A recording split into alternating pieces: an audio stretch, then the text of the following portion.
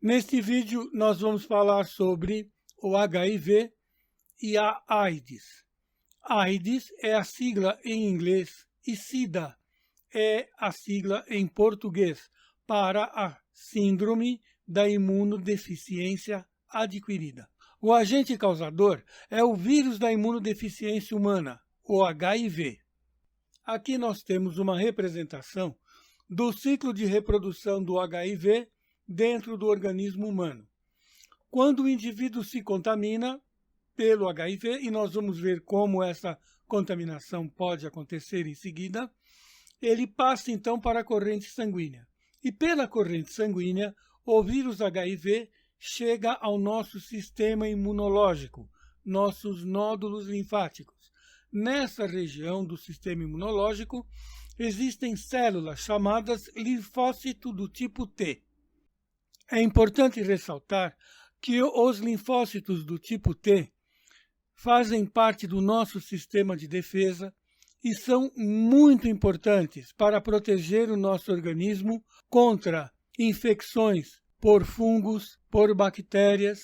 Quando esses linfócitos não estão podendo trabalhar direito, o organismo humano fica com a sua imunidade deficiente, causando sérios danos para o paciente. Bem, voltando.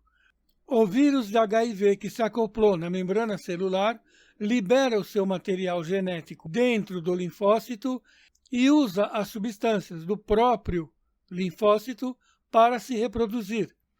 E ele se reproduz em enormes quantidades, tão grande que chega a causar a morte do linfócito.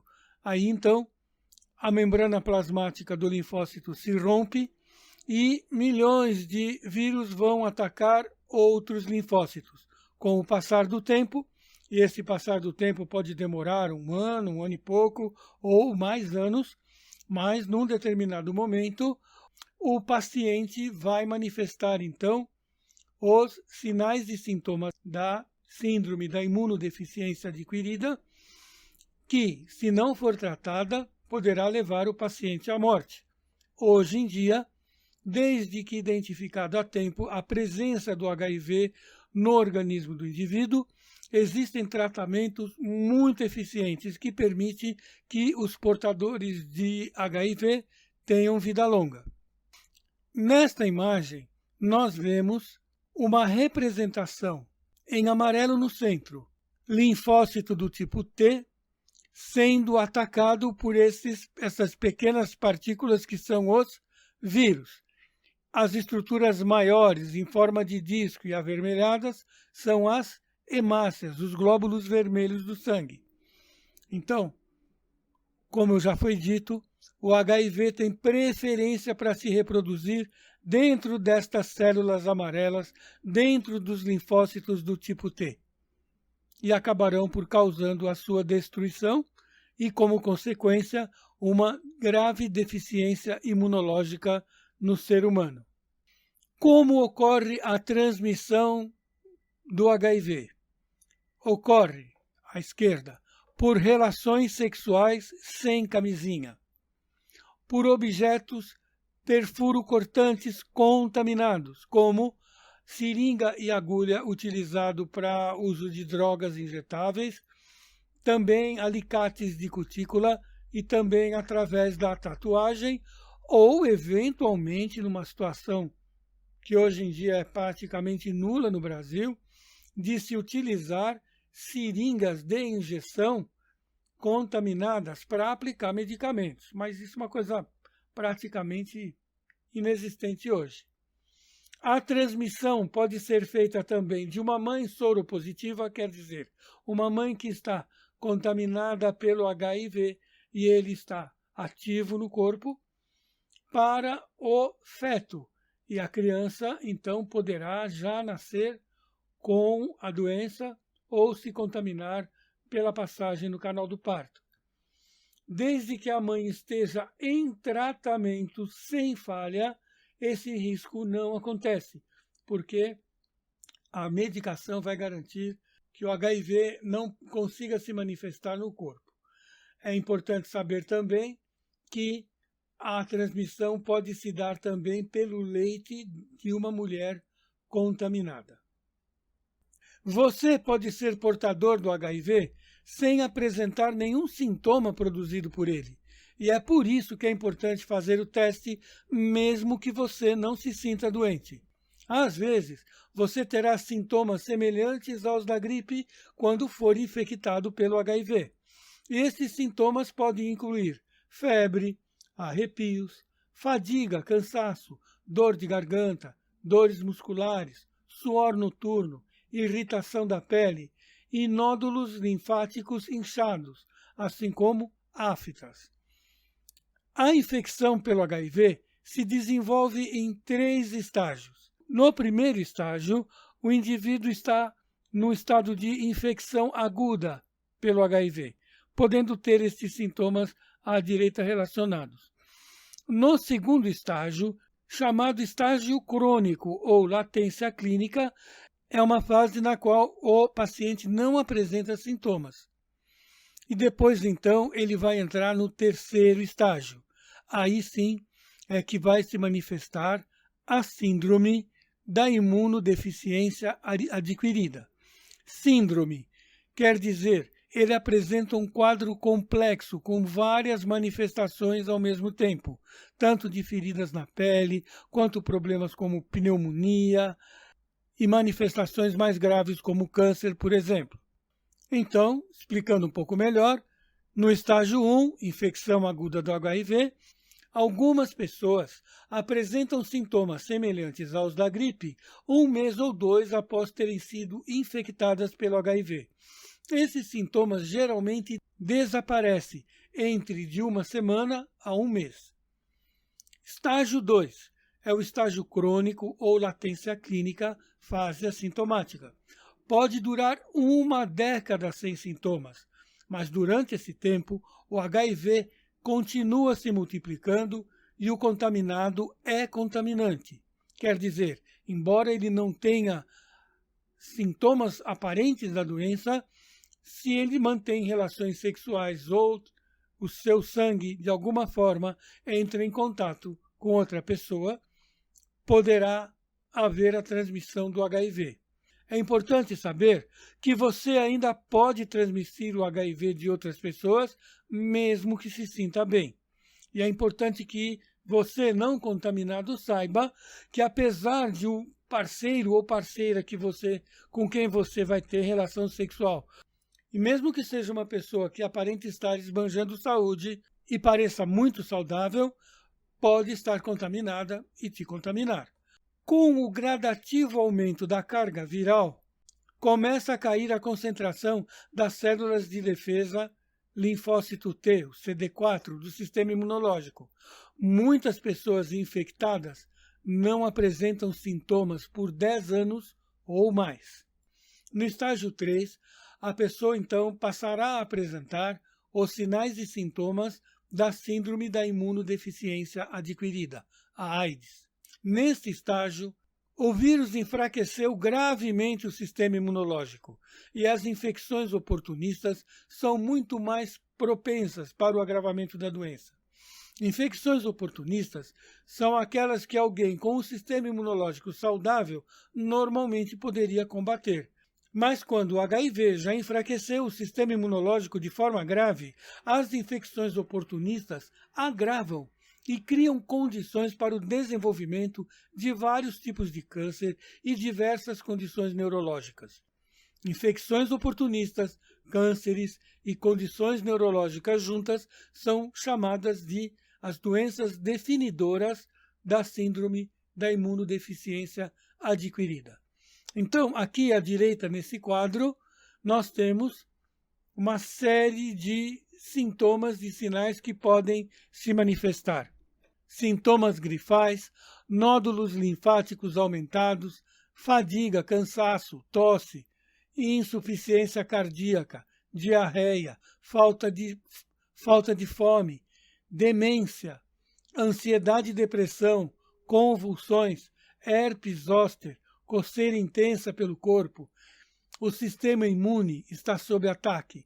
Ocorre dor de cabeça, úlceras na boca, infecção respiratória, hipertensão arterial pulmonar, dor na língua, lesões renais, lesões nos rins, doenças no sistema nervoso, inflamação no sistema nervoso, problemas para manter a temperatura do corpo de maneira adequada, feridas na pele e até lesões mais profundas na pele.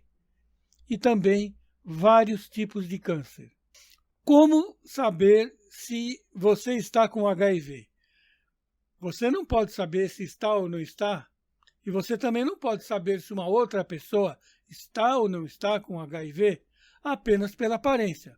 Já vimos que a pessoa infectada pode ter uma aparência absolutamente saudável e estar, mesmo assim, numa fase altamente contaminante. A única maneira de sabermos se estamos contaminados ou não é fazendo o teste do HIV. Conhecer o seu status de HIV fornece informações poderosas para que você possa tomar medidas para manter você e seus parceiros ou parceiras saudáveis. Se você testar positivo, você pode tomar e deve tomar remédios para tratar o HIV. As pessoas com HIV que tomam os medicamentos para HIV, os chamados terapia antirretroviral ou ART, conforme prescrito pelos médicos, e mantêm uma carga viral indetetável, podem viver vidas longas e saudáveis e não transmitirão o HIV para seus parceiros HIV negativos através do sexo. Uma carga viral indetetável é um nível de HIV no sangue tão baixo que não pode ser detetado em um teste de laboratório padrão. Se você testar negativo, quer dizer, você não está contaminado pelo HIV, você tem mais ferramentas de prevenção do HIV disponíveis hoje do que nunca se teve antes. Com a profilaxia pré-exposição, medicamentos que as pessoas em risco de contaminar-se por HIV tomam para evitar o HIV por sexo ou uso de drogas injetáveis, e a profilaxia pós-exposição, que são os medicamentos para HIV tomados dentro de 72 horas após uma possível exposição para evitar que o vírus se instale. Procure o serviço de saúde e faça o teste de HIV. Isso é muito importante para o seu bem e para o bem das pessoas que você ama. É muito importante que você saiba todas as possibilidades de cuidados que você deve ter para fazer a prevenção às infecções sexualmente transmissíveis. Nós vamos agora mostrar tudo ou quase tudo que você precisa saber para evitar as infecções sexualmente transmissíveis. Uma das maneiras de se evitar as infecções sexualmente transmissíveis é pela abstinência de sexo interpessoal. Abstinência quer dizer simplesmente não praticar.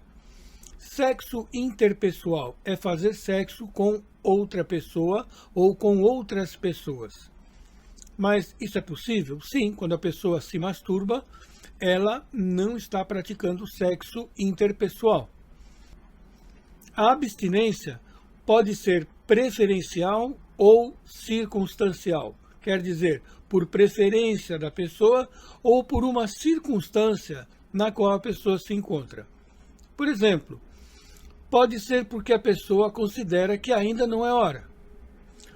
Pode ser que é porque a pessoa não tenha, no momento, um parceiro ou parceira fixa. Pode ser ainda por motivos religiosos ou por não se interessar por atividades sexuais. As pessoas que se encontram nesta circunstância são consideradas pessoas assexuadas, sem interesse pelo sexo. Ou pode ser ainda porque a pessoa prefere se masturbar. São os autossexuais, aqueles que se satisfazem sozinhos e consideram que para eles está tudo bem. Sua parceria sexual mais segura é você mesmo ou você mesma. Em situações de abstinência de sexo interpessoal, a masturbação é uma boa opção para aliviar a tensão sexual.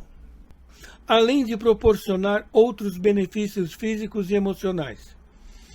Masturbar-se é fazer amor com você mesmo ou com você mesma, mas cuidado! Você pode adquirir ISTs beijando na boca, compartilhando roupas, toalhas, agulhas, seringas e o arguile, por exemplo. Estas são as principais providências que podemos tomar para evitar as infecções sexualmente transmissíveis. Uma delas, bem simples, muito prática, porém nem sempre confiável, é a monogamia mútua. Ou seja, formado um casal, este casal tem um pacto de fidelidade e eles se comprometem a, em hipótese alguma, manter relações sexuais com outras pessoas. Bem, nesse caso, em relação a IST, não há maiores preocupações em usar camisinha, por exemplo, não seria necessário. Porém, devemos lembrar que o uso da camisinha também é importante para evitar uma gravidez indesejada. O uso de preservativo masculino ou feminino em todas as relações sexuais é uma providência que deve ser seguida sempre. E recomendo principalmente às moças, às mulheres, que não aceitem as solicitações de praticar o sexo sem preservativo. Alguns homens usam um monte de argumentos para justificar essa solicitação, apelando para a confiança. Você não confia em mim? Qual é o problema? Você está escondendo alguma coisa de mim? Olha, se não for com você, eu vou fazer com outra. Se os argumentos do seu parceiro forem para esse lado, a melhor coisa que você tem a fazer, o mais rápido possível, é trocar de parceiro. Esta não é uma pessoa de confiança, porque se ele faz isso com você, ele faz com outras pessoas também. E isso sempre vai colocar você em risco. É muito bom também, sempre que possível, que ambos tomem banho antes e depois da atividade sexual. A redução do número de parceiros e parceiras sexuais também é uma medida importante. As pessoas que têm muitos parceiros variados estão sempre se expondo a contrair infecções ou infestações sexualmente transmissíveis. É importante também tomar as vacinas disponíveis, como a do HPV e da hepatite B. Também é muito importante fazer a testagem regular para o HIV e para outras infecções sexualmente transmissíveis, assim como para as hepatites virais. Existem duas providências que são particularmente importantes, especificamente em alguns casos. Uma é chamada profilaxia pós-exposição.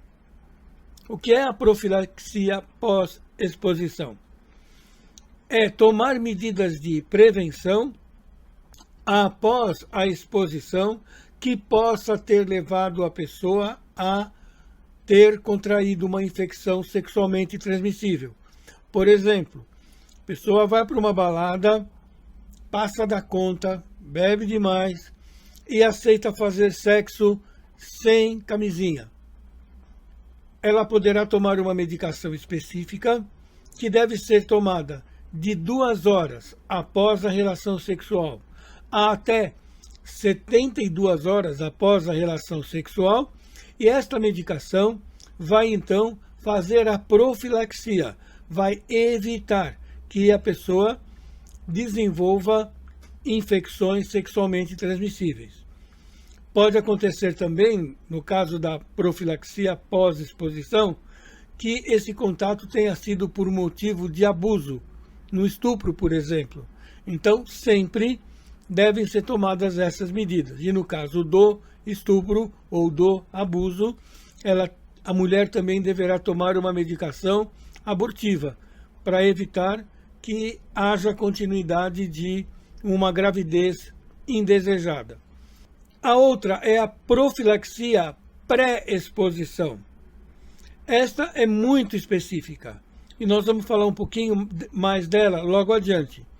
E aí, é uma medicação que a pessoa deve tomar diariamente sem nunca falhar. Uso diário obrigatório. Mas a profilaxia pré-exposição não é para todo mundo. A profilaxia pré-exposição ao HIV é um método de prevenção à infecção pelo HIV. A PrEP não é para todas as pessoas. Ela é indicada para aquelas pessoas que têm o maior risco de entrar em contato com o HIV. Você deve considerar usar a PrEP se fizer parte de uma dessas populações: gays e outros homens que fazem sexo com homens, pessoas trans, trabalhadores e trabalhadoras do sexo. E além disso, se você frequentemente não usa camisinha em suas relações sexuais, tem relações sexuais sem camisinha com alguém que esteja HIV positivo e que não esteja em tratamento, e faz uso repetido da profilaxia pós-exposição ao HIV. E ainda, se você apresenta episódios frequentes de infecções sexualmente transmissíveis. Isso significa que você não toma as outras medidas de prevenção.